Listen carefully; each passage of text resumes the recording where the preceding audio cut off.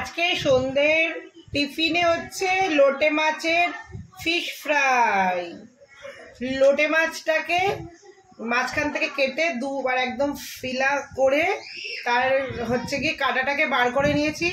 আর তারপর হচ্ছে এর মধ্যে একটু আদা রসুনের পেস্ট আর লঙ্কার গুঁড়ো, হলুদের গুঁড়ো আর লবণ আর লেবু দিয়ে আমি ম্যারিনেট করে রেখেছি লম্বা লম্বাভাবে, যেরকম লম্বা লম্বাভাবে আমি এক একটা ম্যারিনেট করে রেখেছি। ওই ফার্স্টে ভিডিও করার অভ্যাস নেই, ফার্স্টে ভুলে যাই, পরে গিয়ে মনে পড়েছে আমি একটু ভিডিও করব।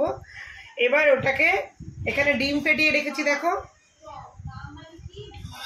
এখানে দুটো ডিম ফেটিয়েছি। আর এখানে এই যে এইভাবে বিস্কুটের গুঁড়ো নিয়েছি, বিস্কুটের গুঁড়ো নিয়ে এইভাবে চেপে চেপে আমি ফিশ ফ্রাইয়ের আকার নিচ্ছি। আমি এটাকে ডবল কোট করলাম না, আমি সিঙ্গেল কোটই রাখলাম। এটাকে কিন্তু ডবল কোটও করা যায়, দেখো কিভাবে করছি। এই যে এটাকে নিলাম একটা ফিলে, এরপর আমি ডিমে চোবালাম, ডিমের মধ্যে চুবিয়ে নিয়ে আমি বিস্কুটের গুঁড়োর মধ্যে দিলাম। এই দেখো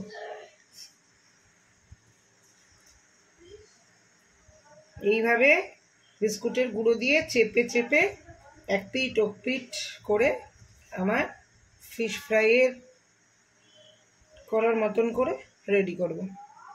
মোটামুটি এই পাশটা হয়েছে, এবার দেখো এই পাশটা। এটা কিন্তু বাজার থেকে কেনা যে বিস্কুটের গুঁড়ো ওটাই নিয়েছি আমি, ওটাই ছিল ঘরে।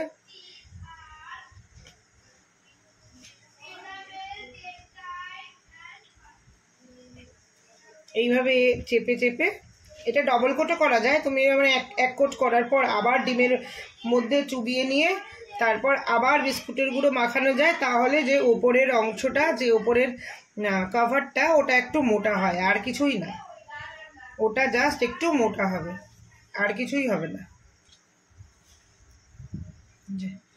এইভাবে এটা হাফ করে কেটে নিতেও পারো, তাহলে ছোট ছোট করে হবে। আমি আস্তে আস্তেই নিয়েছি, আমি আস্তে আস্তেই করব। এটাকে রেডি করে একটুখানি সময় ফ্রিজে রেখে দেবো, প্রায় 10-15 মিনিটের মতন। এটা সুন্দর করে সেট হয়ে যাবে, তারপর আমি ফ্রাই করব, ডিপ ফ্রাই। এই যে এরকমভাবে মাছগুলোকে রেখেছি, আর এইভাবে ফ্রাই হবে, দুটো একসঙ্গে দেওয়া যাবে।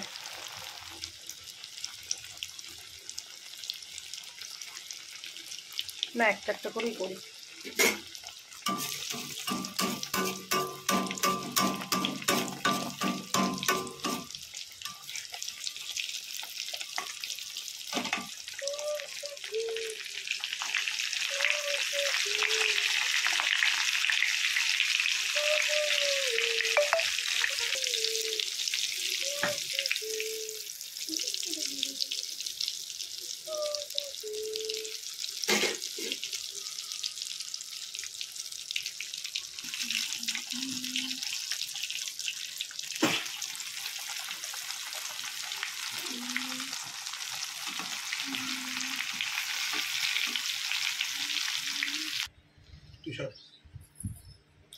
আমার কিন্তু রেডি ফিশ ফ্রাই, রেডি লোটে মাছের ফিশ ফ্রাই রেডি। এবারে সস ঢেলে নেওয়া হলো, সসের সঙ্গে কি খাবে?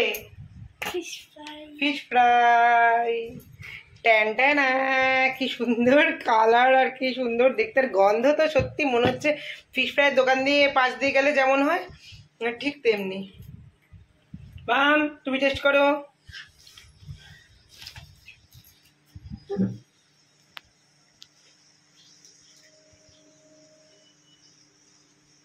কেমন হয়েছে? হেভি হয়েছে,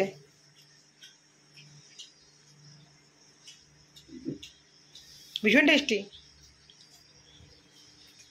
একটু খাও।